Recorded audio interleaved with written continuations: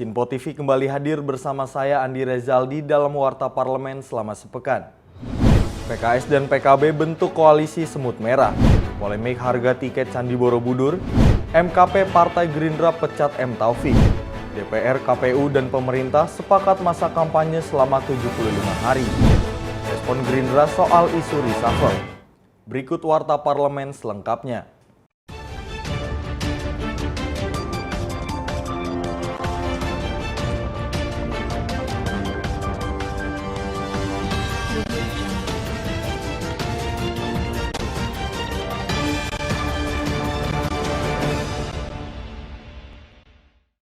Partai Keadilan Sejahtera dan Partai Kebangkitan Bangsa telah mengumumkan pembentukan koalisi antar kedua partai tersebut yang diberi nama Koalisi Semut Merah. Partai Keadilan Sejahtera (PKS) dan Partai Kebangkitan Bangsa (PKB) secara terang-terangan resmi membangun koalisi untuk bersaing di pemilu 2024. Melihat pola pikir masyarakat yang menganggap politik sebagai pemecah belah bangsa, Wakil Ketua Umum PKB Jazilul Fawait berharap dengan hadirnya PKB di 2024 dapat mengambil peran untuk lebih mempersatukan keadaan. Terlebih lagi kehadiran PKS yang mempunyai pandangan yang sama dengan PKB terkait masalah tersebut membuat keduanya yakin untuk membentuk koalisi yang mereka sebut sebagai koalisi semut merah. Meski kekurangan partai dalam membentuk koalisi, Jazilul dengan santai menyatakan koalisi kedua partai ini masih bersifat terbuka bagi partai manapun yang ingin bergabung, tentunya dengan syarat harus mempunyai visi dan misi yang sama. Di sisi lain, makna semut merah sendiri diumpamakan oleh Jazilul sebagai simbol dari masyarakat kecil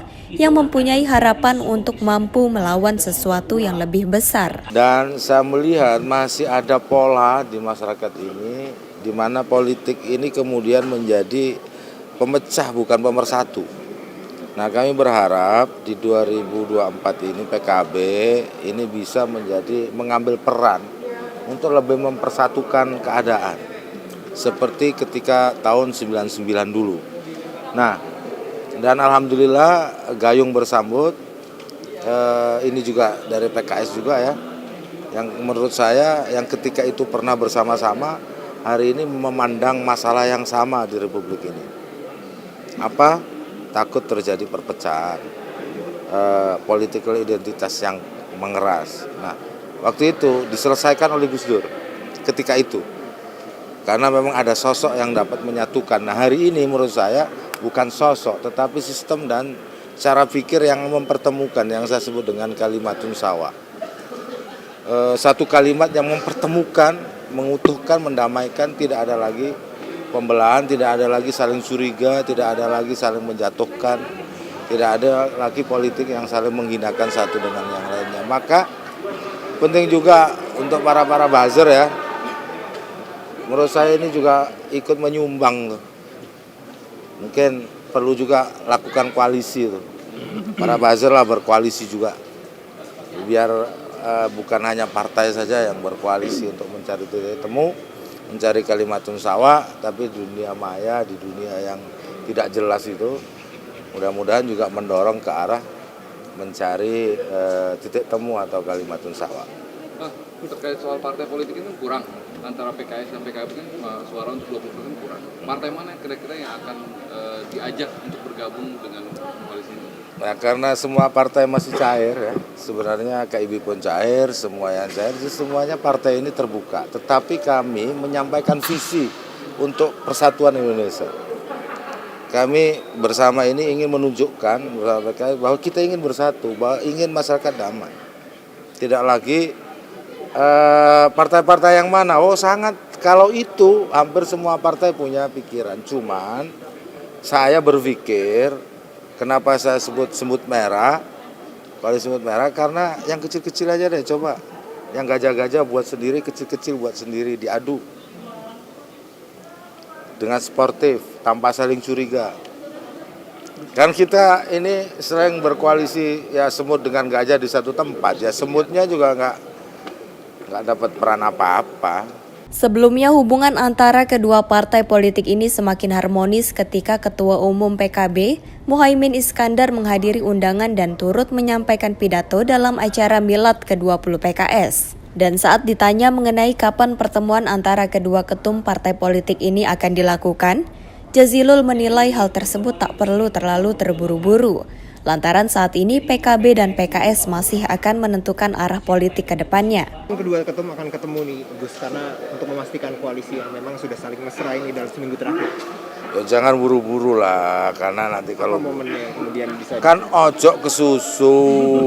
Jadi kalau levelnya ketua umum ojo ke susu. Yang ke susu itu cukup yang kita aja yang di level kedua supaya kita tahu mappingnya, kita tahu arahnya gitu. Dari Jakarta, Sri Dewi Andayani, Depananda melaporkan untuk Sinpo TV.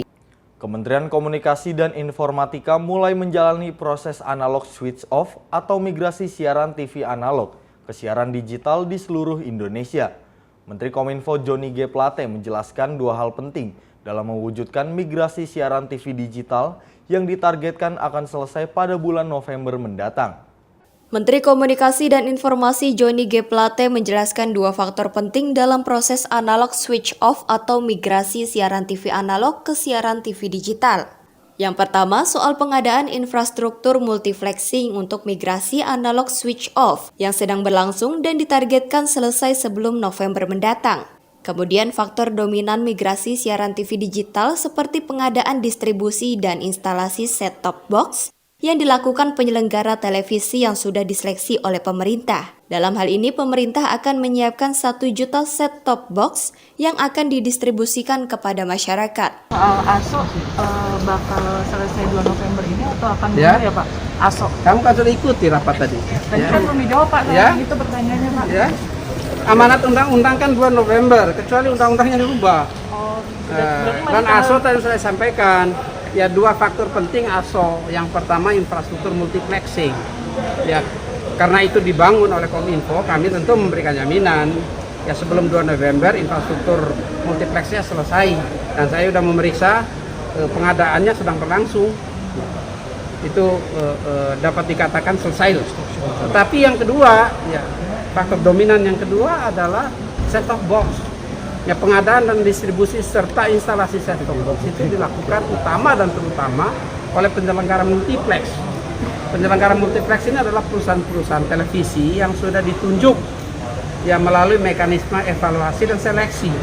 Nah, mereka sudah memberikan komitmen ya untuk melakukan pengadaan, distribusi dan instalasi set-top box. Nah, itulah yang menjadi kunci sekarang. Jadi kalau ditanya, itu lebih baik tanyakan kepada itu yang terkait dengan subsidi orang miskin itu disediakan oleh pemerintah. Ya, pemerintah membantu dan pemerintah sudah mengalokasikan atau menyiapkan sebanyak 1 juta set-top box dan sudah mulai didistribusikan oleh pemerintah. Dari Jakarta, Galuh Anggara melaporkan untuk Sinpo TV. Anggota DPR hingga Menteri BUMN Erick Thohir turut merespon usulan Menko Marves Luhut Binsar Panjaitan untuk menaikkan harga tiket wisata Candi Borobudur menjadi Rp750.000. Menteri Koordinator Bidang Kemaritiman dan Investasi Luhut Binsar Panjaitan mengumumkan rencana kenaikan harga tiket masuk Candi Borobudur sebesar Rp750.000. Wacana penerapan harga tiket baru untuk tempat wisata Candi Borobudur tengah menjadi sorotan dan menuai banyak penolakan dari masyarakat. Sejumlah warganet langsung meramaikan akun Instagram milik Menteri Pariwisata dan Ekonomi Kreatif Sandiaga Uno. Sebagian besar komentar warganet merespon dan memberikan beragam pertanyaan soal isu naiknya tiket masuk Candi Borobudur. Mereka khawatir dengan naiknya harga tiket masuk tempat wisata yang termasuk dalam 7 keajaiban dunia itu dapat menurunkan minat wisatawan. Menanggapi hal itu, anggota Komisi 6 DPR Herman Hairon mengatakan kebijakan tersebut harus dikaji terlebih dahulu dan harus dilakukan oleh Kementerian BUMN. Menurutnya, wacana tersebut dapat membebani masyarakat dan berdampak pada minat masyarakat untuk mengunjungi Candi Borobudur. Elit Demokrat itu juga mempertanyakan mengapa Menko Marves Luhut Binsar Panjaitan yang justru memberikan statement hal itu. Setiap kebijakan itu harus berpijak melalui assessment, melalui kajian yang mendalam, yang apa menjadi penyebab dinaikannya harga tersebut. Pertama, memang kenaikannya terlalu ketinggian, ya. Karena dulu untuk harga tiket masuk kan cuma 50.000. Nah, 50.000 sudah bisa naik ke atas. Sekarang 50.000 boleh masuk, tapi nggak bisa naik ke atas. Tapi juga harga yang untuk wisatawan asing juga terlalu tinggi. Dengan $100 itu terlalu tinggi. Dulu hanya $20. Sekarang $100 itu juga ketinggian. Oleh karena itu, mohon untuk dikaji ulang. Penetapan harga itu harus betul-betul dikaji untung ruginya. Bukan persoalan ingin membatasi. Kalau ingin membatasi gampang kok. Gitu ya. Buka tiket online, kemudian yang bisa tidak dibuka lagi tiket direct gitu, harus semuanya online. Kalau sudah habis pada hari itu kan tidak bisa beli tiket. Ya, memang itu. Kenapa Pak Luhut lagi gitu. Kan masih banyak yang lain gitu ya. BUMN aja suruh bicara di situ. Toh pengelolanya kan juga BUMN di sana. Dan Pak Luhut juga menurut saya juga tidak perlu terlalu over juga gitu ya. Bisa menahan diri lah. Dan meskipun diberi kepercayaan oleh Presiden untuk menangani berbagai persoalan, tentu bisa mengedepankan yang lain. Toh yang penting kan bagaimana pengambilan keputusan dan kebijakan ini memang sesuai dengan keinginan pemerintah. Tetapi kalau kemudian bahwa kebijakan itu terlalu strong dan bahkan kemudian ini menjadi kontraproduktif, ya harus ditinjau ulang. Atas hal itu, Menteri BUMN Erick Thohir angkat bicara soal wacana kenaikan harga tiket masuk Borobudur. Menurutnya, Candi Borobudur itu cagar budaya yang harus dijaga. Dirinya memastikan kebijakan yang dikeluarkan tidak akan memberatkan masyarakat serta akan menjaga minat masyarakat terhadap tempat wisata Candi Borobudur.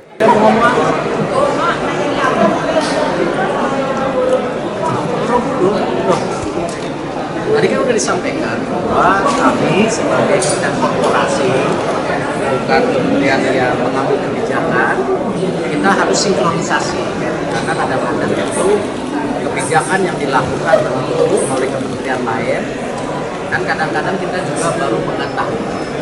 Tapi tentu intinya tadi disampaikan oleh Komisi 6, kami harus memastikan tadi keseimbangan daripada faktor pemilihan daripada masyarakat pada kondisi saat ini pasca COVID. Bukan nggak dilibatkan, namanya sinkronisasi. Kan itu sinkronisasi itu bukan berarti menjadi keputusan. Kan namanya juga itu yang tadi disampaikan oleh Komisi 6. Sebaiknya kita melakukan konsultasi dengan tentu yang mengambil kebijakan.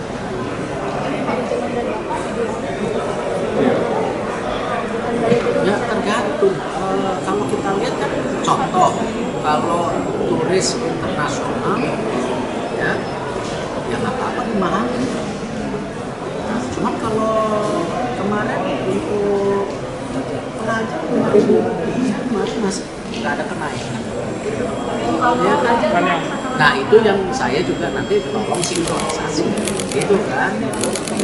Wacana kenaikan harga tiket Candi Borobudur pun direspon Gubernur Jawa Tengah Ganjar Pranowo. Dirinya mengusulkan kepada Menko Marves untuk menunda kebijakan kenaikan tiket Candi Borobudur.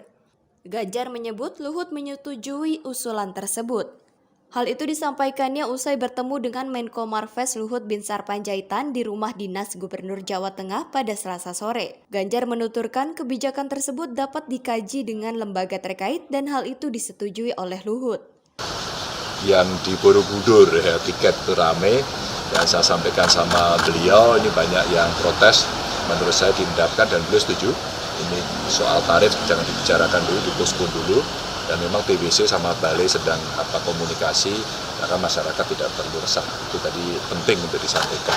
Kita masih menata terus-menerus dan kita carikan skema-skema yang pada prinsipnya kita mesti atur semua yang mau naik ke candi. Kita mesti atur. Apakah kemudian dengan kuota, apakah kemudian yang kemarin diomongkan salah satunya dengan harga instrumennya ya. Tapi kita postpone dulu dan tadi Pak Menteri sudah menyampaikan, Pak Gub itu kita postpone dulu, ini biar tidak terjadi cerita yang kemana-mana. Karena itu memang setelah putusan itu TWJ pun menyampaikan kami akan tidak lanjuti berikutnya dengan balai. Dan itu artinya butuh peranata regulasi, terus kemudian kelayakan-kelayakan dari tarif yang ada, mekanismenya, karena mereka akan mengeksekusi gitu. Itu tadi 3 hal yang penting. Ya. Oke, terima kasih. Dari Jakarta, tim Sinpo TV melaporkan.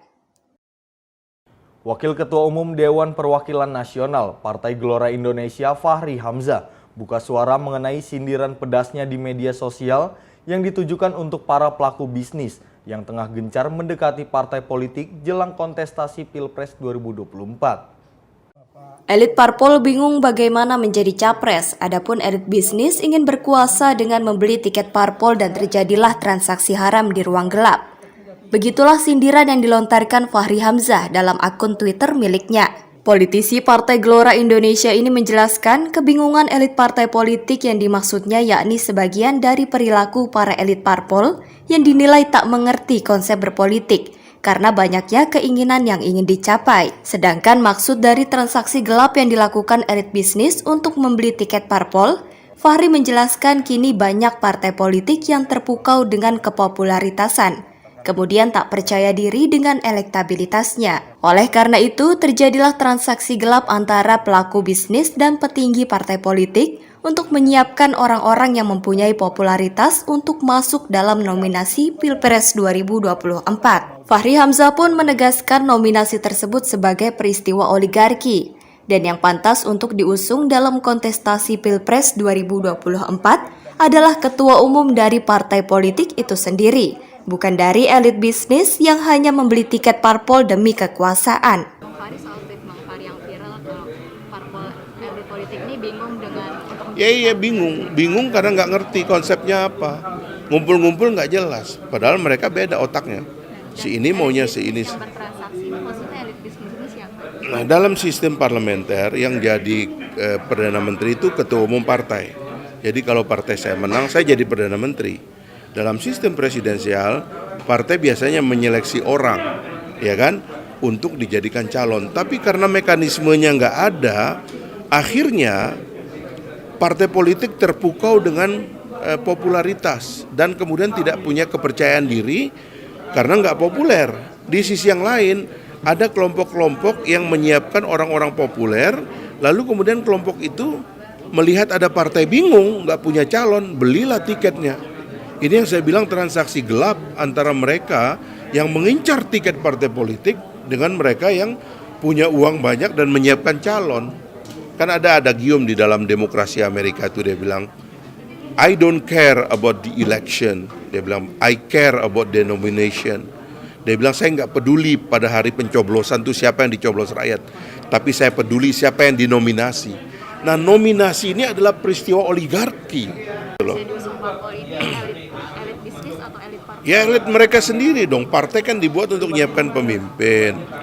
Kalau parpol sudah tidak menyiapkan pemimpin, akhirnya cuma jualan tiket. Ini yang kita sedihkan.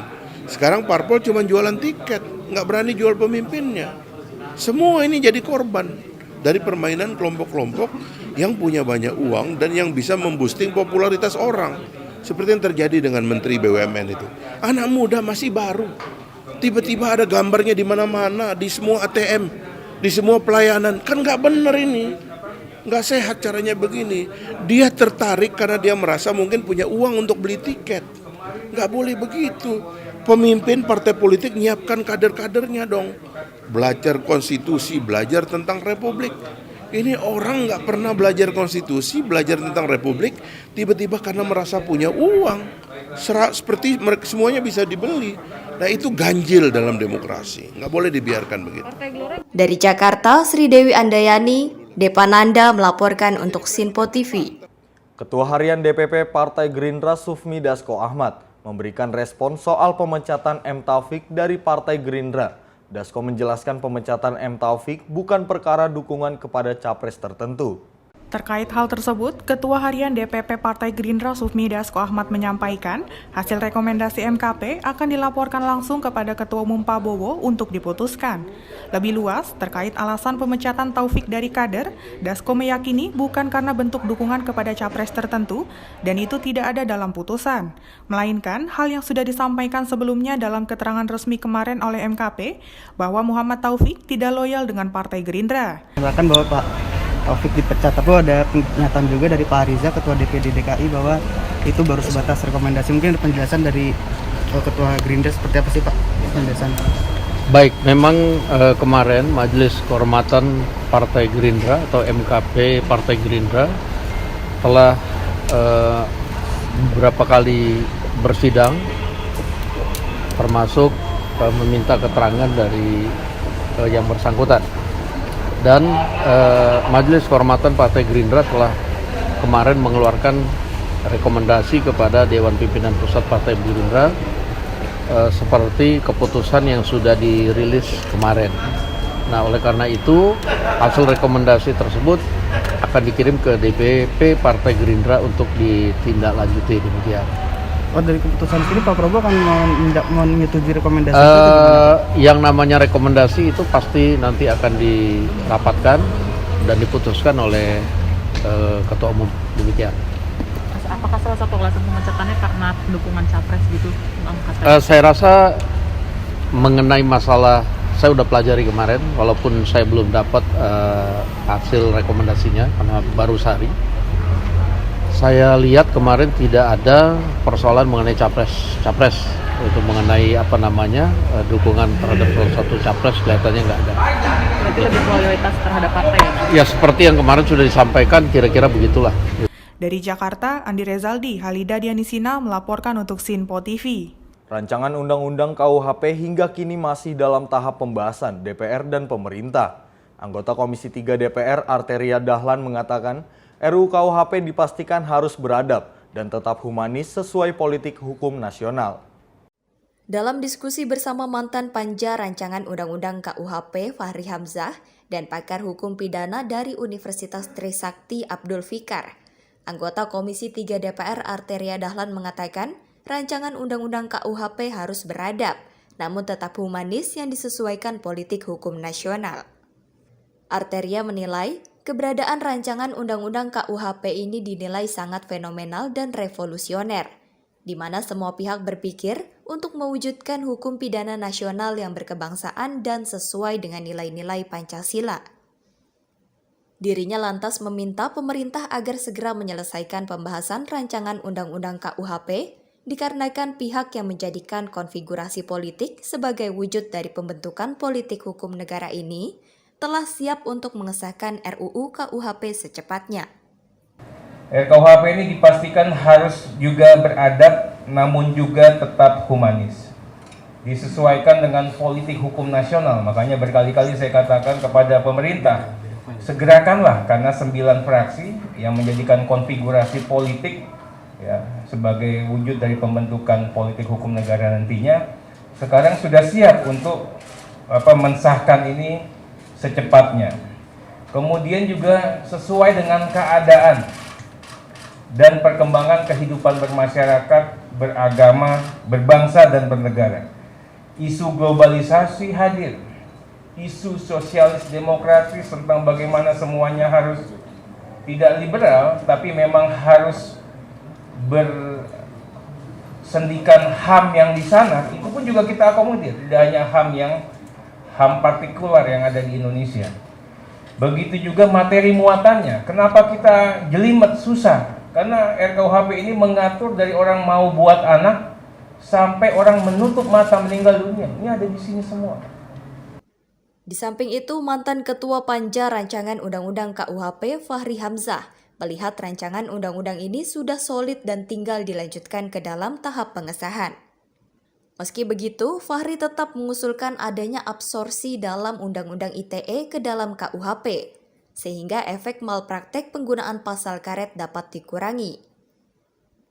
Ia juga mengusulkan dilakukannya amandemen terbatas absorpsi terhadap seluruh undang-undang pidana lain untuk dicantumkan dalam RUU KUHP, dengan tujuan rancangan undang-undang tersebut dapat lebih sempurna meskipun beberapa undang-undang telah diabsorpsi dalam rancangan undang-undang KUHP. Jadi sebenarnya ini sudah solid, ya, sudah bulat sebenarnya, tinggal disahkan aja. Ya. Hal-hal lain saya kira tadi sudah dibahas, ya, Pak Arteria tadi sudah sangat baik menyampaikannya. Kontroversinya kita selesaikan belakangan, sebab menurut saya ya, Pak Fikar ya, kalau kita sudah punya satu buku, ya, dan saya bayangkan nanti buku ini ada di rumah setiap warga negara Indonesia gitu ya, yang menjadi rujukan bagi hukum pidana kita, itu sudah enak kita. Termasuk tadi yang saya akan usulkan sebenarnya, sebagaimana setahu saya itu mudah-mudahan belum dirubah, ada absorpsi undang-undang ITE ke dalam KUHP ini. Setahu saya ya, yang dulu, tapi mudah-mudahan sekarang masih. Sehingga efek-efek malpraktek yang menggunakan teks-teks yang agak longgar, ya pasal karet itu bisa kita kurangi. Nah, integrasi semacam itu harus kita lakukan, sebab dengan merujuk kepada satu buku kita mudah sekali mencapai satu kesepakatan umum tentang bagaimana kita menyelenggarakan kehidupan kita bermasyarakat, berbangsa dan bernegara. Dari Jakarta, Sri Dewi Andayani, Depananda melaporkan untuk Sinpo TV. Wakil Ketua Umum Dewan Pimpinan Nasional Partai Gelora Indonesia, Fahri Hamzah, mengkritisi pembentukan Koalisi Indonesia Bersatu atau KIB untuk menghadapi Pilpres 2024. Fahri menilai hal itu adalah sebuah persekongkolan. Di saat beberapa partai gencar membentuk koalisi baru dalam menghadapi pemilu 2024, Wakil Ketua Umum Partai Gelora Indonesia, Fahri Hamzah, melihat hal itu tak sesuai dengan sistem presidensialisme, dikarenakan dalam sistem tersebut tidak ada peraturan koalisi. Dirinya sempat mengkritisi pembentukan Koalisi Indonesia Bersatu atau KIB yang dinilainya mempunyai pola berpikir keliru. Dalam sistem presidensial sebenarnya tak diperbolehkan adanya koalisi, sebab hal tersebut dapat diartikan sebagai persekongkolan. Mantan Wakil Ketua DPR ini pun tak segan mengatakan jika elit partai politik saat ini kacau dan kurang memahami sistem presidensial, lantaran koalisi hanya ada di negara yang menganut sistem parlementer.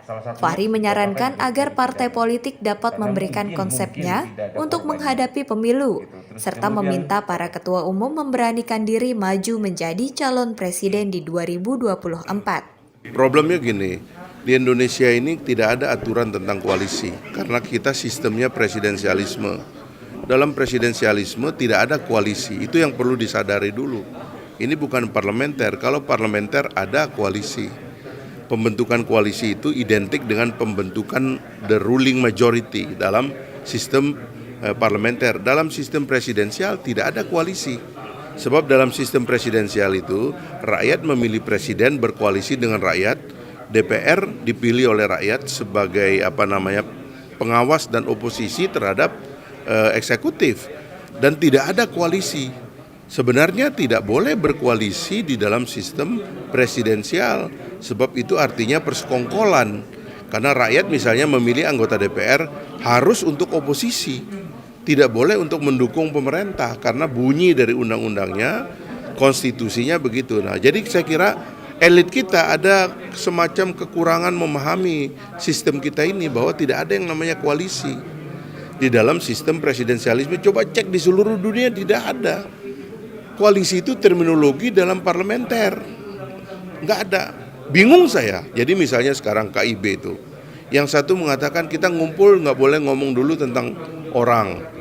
Dia bilang, oh kita nggak akan bicara tentang orang-orang, sebaiknya kita bicara platform. Tapi ada partai yang sudah menetapkan calon. Oh menurut kongres kami, ketua umum kami harus jadi presiden. Lah kacau, kenapa kacau? Karena memang nggak ada sistemnya. Itu yang saya bilang, kadang-kadang elit tuh ngumpul-ngumpul nggak pakai akal, nggak pakai konsep. Cuman kayak orang ngumpul-ngumpul di pos ronda, kan nggak boleh begitu. Nasib rakyat kan harus lebih serius kita pikirkan. Konsepnya mana? Makanya kan menghadapi pemilu 14 Februari 2024 tuh kita mulai dari situ dulu. Kita mau menyelenggarakan pileg dan pilpres bersamaan, oke, dengan threshold 0% dan nggak perlu ada koalisi. Seharusnya semua ketua umum partai berani maju untuk menjadi calon presiden, ngomong ke rakyat bahwa yang mau jadi presiden saya. Atau kalau mau dipisah, rebut tiket dulu boleh juga.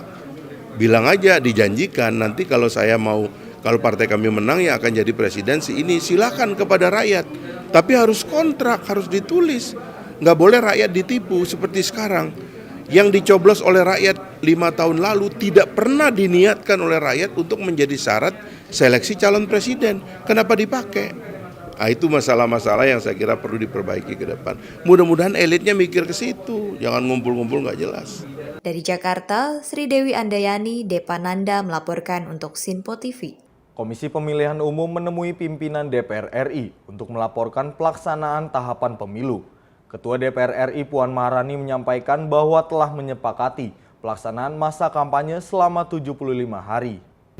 DPR bersama KPU telah melakukan audiensi untuk memutuskan tahapan pemilu yang telah disepakati oleh DPR, pemerintah, dan juga KPU. Dari hasil audiensi, Puan menjelaskan ada beberapa poin yang sudah disepakati, salah satunya adalah anggaran pemilu tahun 2024, yakni 76,6 triliun rupiah. Kesepakatan itu diputuskan setelah melalui pembahasan yang cukup panjang antara KPU, pemerintah, dan Komisi 2 DPR.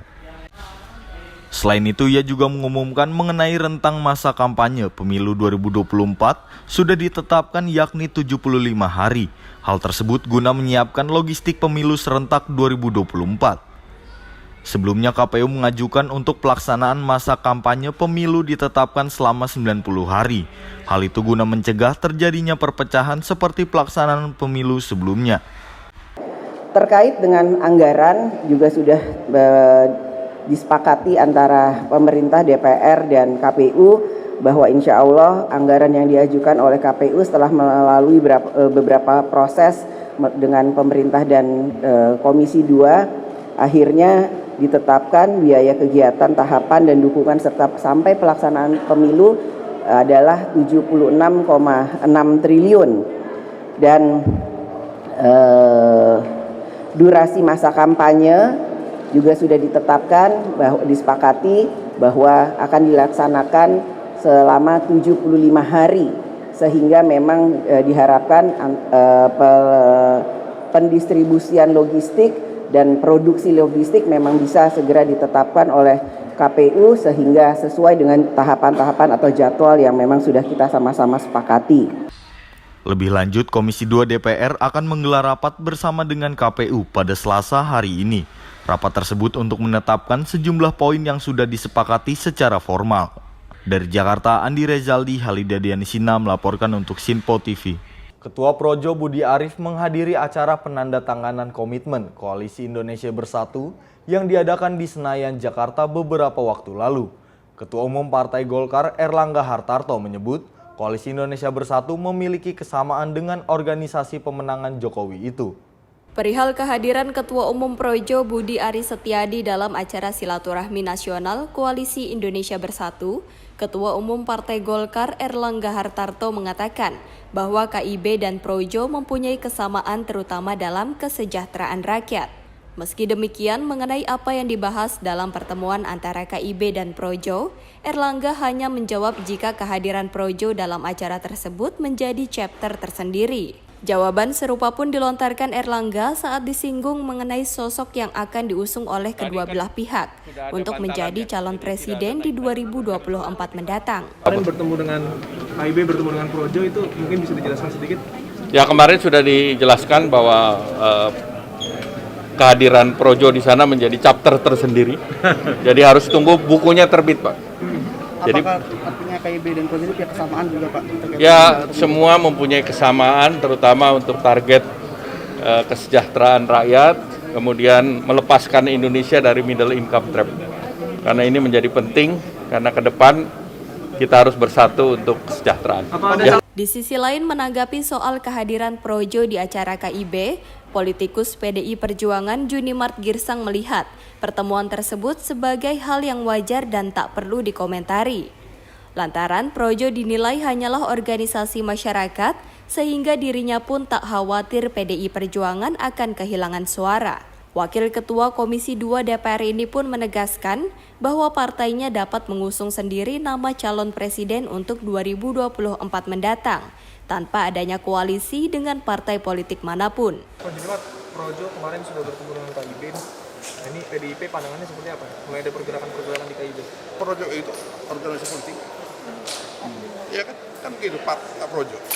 Kalau parpol saya kasih jawab, tapi kalau dia ormas, saya no comment, namanya ormas.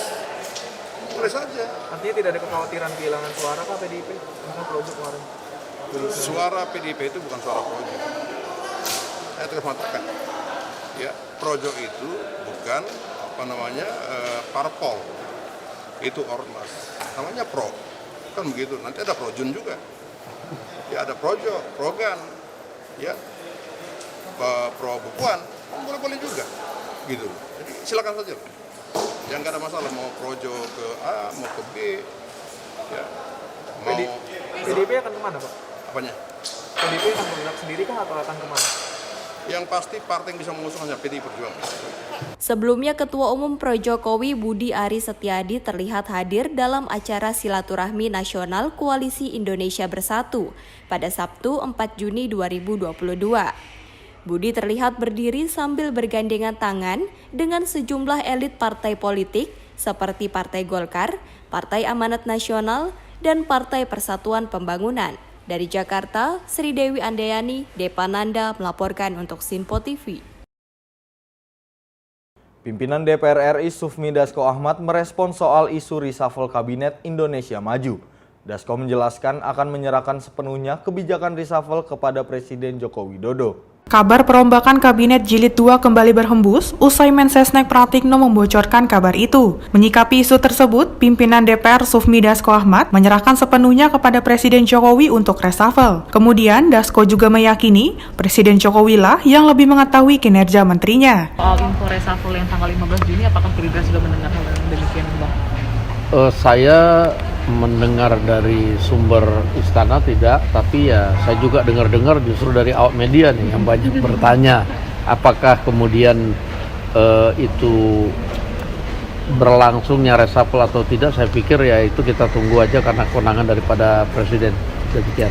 Jika ada reshuffle, apa pos-pos yang perlu dirombak oleh Presiden? Waduh, saya kurang tahu pos-pos apa yang perlu di reshuffle, tapi tentunya Presiden kalaupun memang ada tentunya lebih tahu mana-mana bidang yang mesti diperkuat, mana-mana kemudian bidang yang harus kemudian diganti sama sekali. Saya pikir Presiden lebih tahu kalau memang ada ya. Demikian. Berarti Gerindra menyerahkan kepada Pak Jokowi sepenuhnya? Oh ya, kita serahkan sepenuhnya kepada Presiden karena itu kewenangan dan hak prerogatif daripada Presiden. Dari Jakarta, Andi Rezaldi, Halida Dianisina melaporkan untuk Sinpo TV. Demikian Warta Parlemen selama sepekan. Tetap ikuti terus berita terkini di Sinpo TV, Sinpo ID, dan media sosial Sinpo lainnya. Saya beserta kru pamit undur diri. Selamat berakhir pekan dan sampai jumpa.